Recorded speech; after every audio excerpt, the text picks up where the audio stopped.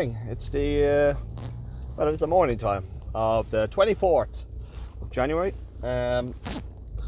Quick stop off now at the gym, and then it is office. Minute sessions this evening, plus shell sessions this evening, and that's the Senior League 19s in-house game. So busy evening ahead today. Don't know what's happened in the last 20 minutes. I got it actually 30 minutes. I got into my car half an hour ago, and literally the phone said go 90, beep beep beep. What's up? Text. Just regarding new registrations and people looking for places, which is great. I've got to make sure now I don't no texting while driving. So it's literally sitting in the driveway for 30 minutes while I get that completed. But yeah, all is going well. Just released all of the term dates for our programs for the next 6 weeks, and the bookings are coming in quite fast, which is great. So it's really good to get the positive feedback that we've been getting, especially having made a couple of tweaks and changes to the program. So keep posted over the course of the day today. The kind of key thing for any business, especially when self-employed, is that you really don't get to take much time off. Effectively, if you didn't work last week, really you've no revenue this week, so it's constant.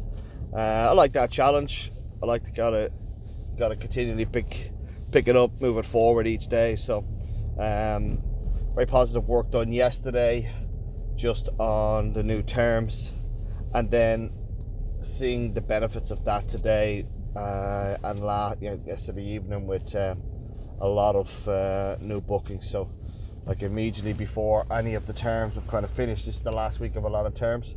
40% of bookings booked up already yesterday for the new term start next just over 10 days time, 2 weeks time, which is great. So that's really positive, but you're constantly aware that if you're not in the office or you're not doing bits that need to be done, it quickly begins to slow down and fall down. Sorry, I'm always parking while I'm on a video.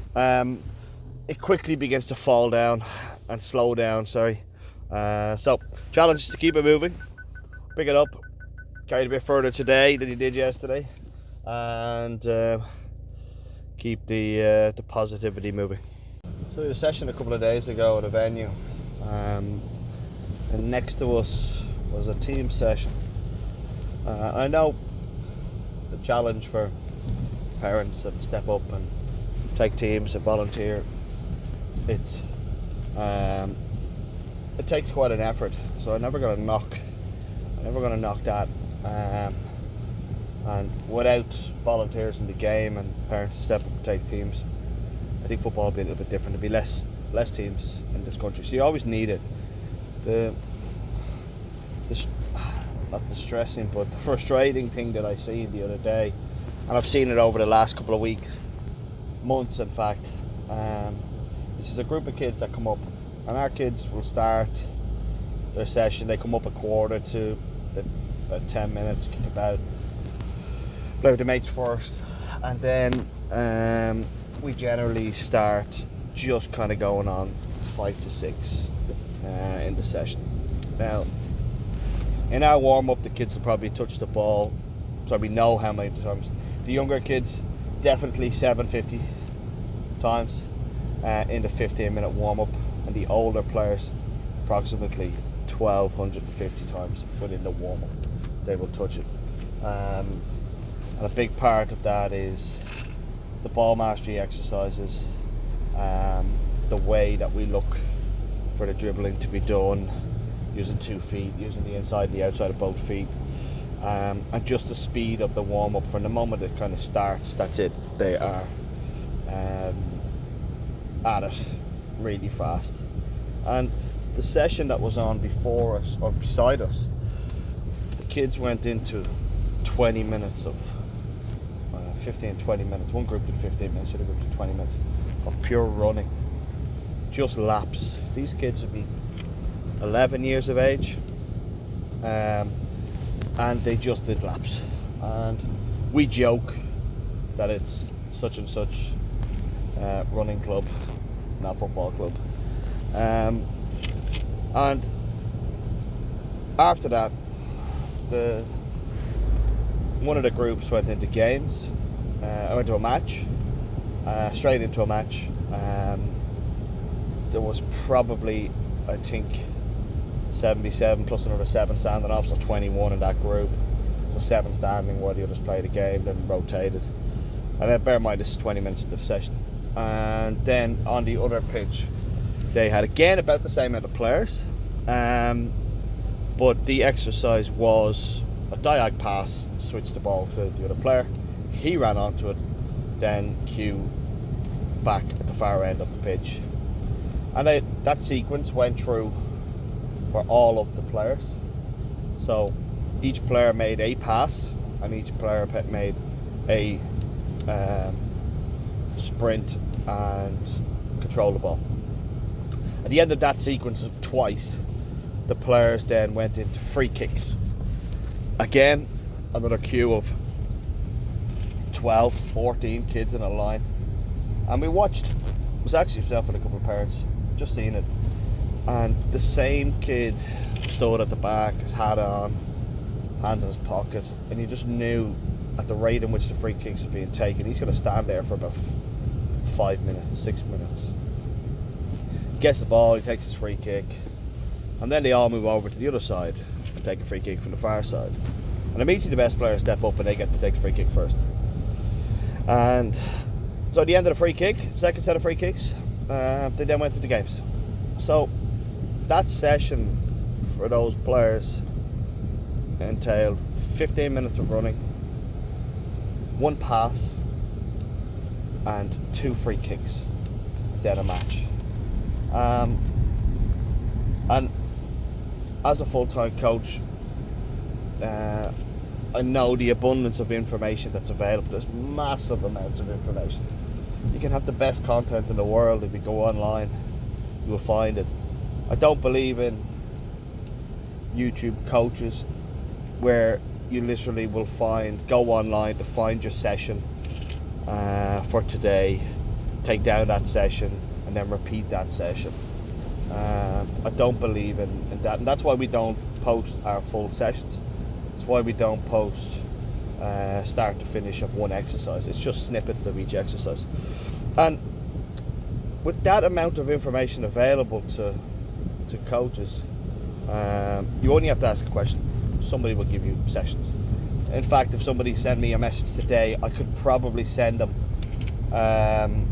15 gigs of sessions that I have stored, which I never look at, purely underage, from 7, 6s, 5s up to 13s, 14s. Non-UEFA material, just purely technical speed exercises that they could do with their teams. So that hour for them kids was a run, 1 pass, 2 shots, and a game. And I just think it needs to be better. Again, I'm not knocking volunteers. I'm not targeting any club.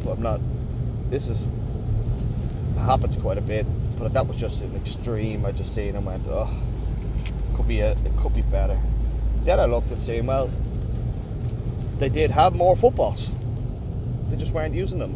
And that can be a common thing also. You can have the extreme with a club where they have too much gear and it all sits there. Kids don't get to use it. Then you can have too little gear, so they just don't know what to do. But I know I named a brand that gear that the team wears. Everybody will know what club it is, so I'm not going to do it. But this very same club I reached out to 6 weeks ago and just offered a complimentary coach ed session if they wanted it. Reached out on Facebook and never heard back.